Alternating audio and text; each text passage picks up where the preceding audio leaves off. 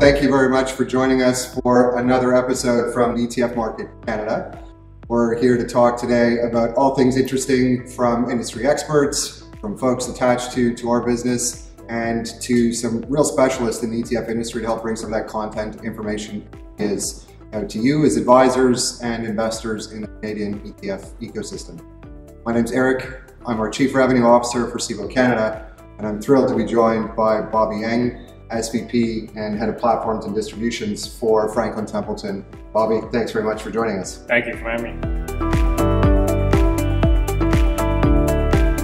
As a Canadian, we're often defaulting into Canadian markets, and that's something that our investors in our audience might have heard about called home country bias. You're here with us, you talk about it all the time. Walk us through it. Why is it important to think about it? What are you speaking with advisors about today? Sure.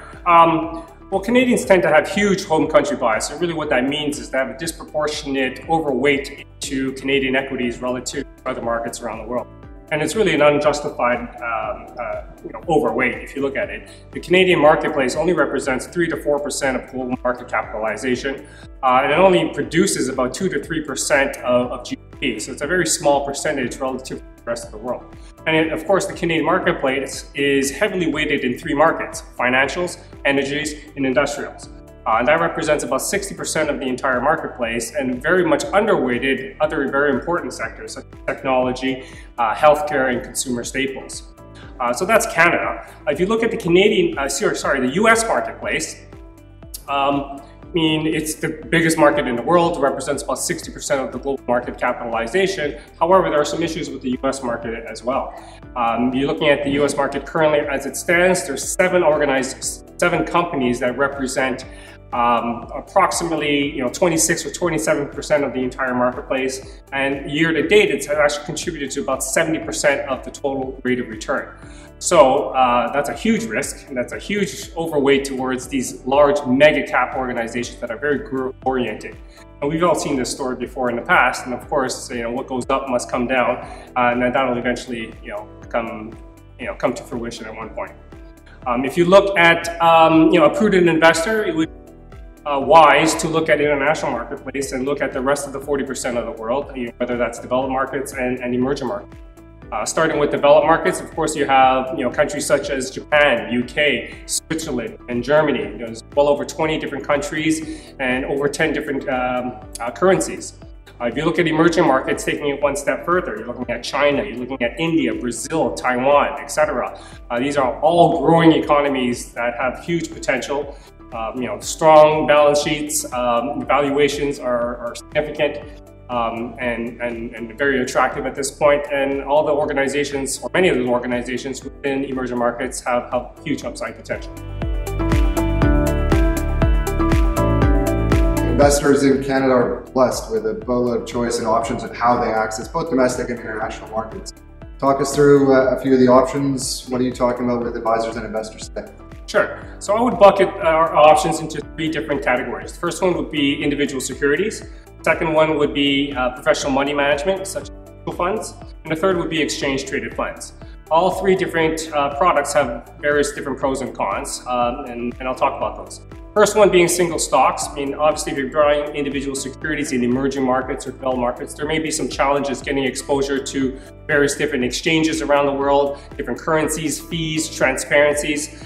So it can be quite cumbersome, and of course, there's the risk of single stock risk, and unfortunately, picking one of the losers that don't actually outperform. Second would be a mutual fund or any type of professionally pooled fund. There's certainly a lot of advantages, such as getting access to a wide pool of investment securities.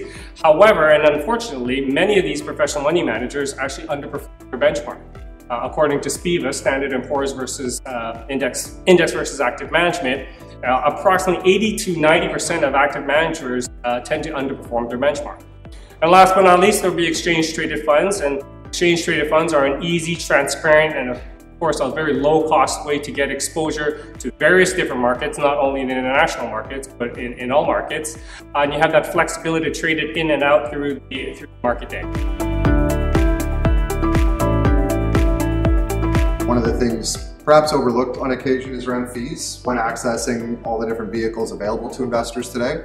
talk us through a bit the two products that Franklin Templeton has in market today and the significance of that selection. Sure. So fees are an extremely important part of the long-term rate of return for any investor. Clearly, you want to lower your fees as much as possible, and of course, the higher the fees, the lower rate of return you're going to get. So we want to be very competitive in this space and provide investors with a low-cost option to get exposure to developed markets and also emerging markets. So what we did is we launched two exchange-traded funds, one providing exposure to developed markets. The ticker symbol is FLUR, and it's at 9 basis points. So it's currently the lowest cost solution exchange-traded fund to provide exposure to developed markets. On the flip side of that, we also have emerging markets as well. Ticker symbol is FLEM, and that's at 15 basis points. And again, that's also the lowest cost solution available in the marketplace currently right now. You're out chatting with advisors, listening to investors, and we're obviously all watching what's going on in markets more broadly speaking. As you're going through those end-of-year conversations and starting to look at next year, how are you engaging with advisors and helping them think about their portfolio in the year ahead? Sure.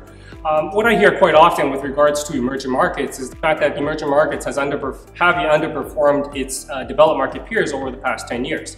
That is true, but if you look at the previous 10 years, emerging markets actually outperformed significantly by a large margin. So when will the tides turn and when will emerging markets come back into fray? It's hard to say, but as a prudent investor, it would make sense to at least have an allocation to emerging markets in a portfolio. Looking at anywhere between 3 to 10% of a portfolio tends to make sense, and that's the allocation I'm seeing. In addition to that, in terms of portfolio construction, the two ETFs that I mentioned, either it's developed markets or emerging markets, FLUR or FLEM, because they're such low-cost passive solutions, they can act as an excellent core part of our portfolio, and you can sprinkle in some of those other solutions, other products that I mentioned, whether it's your favorite mutual fund or maybe some of your favorite securities that you have some high conviction on, so that can actually act as your sort of satellite plays of a portfolio. Bobby, this has been a fascinating conversation today, hearing you chatting a bit about what Franklin Templeton is talking about on the street with two really interesting tickers, FLUR and FLEM for emerging market and developed market access, low cost, passive index play, and really how our advisors and investors can start thinking about their portfolios in the year ahead. As always, if they have any questions, presume they're welcome to reach out to their Franklin Templeton wholesaler, give you a call, hit you up on LinkedIn, social media, they'll find you. But really appreciate you taking the time with us today at ETF Market in Canada to share a bit of your insights as an ETF history legend in Canada. Thank you for joining us today, really appreciate it. Pleasure, thank you for having me.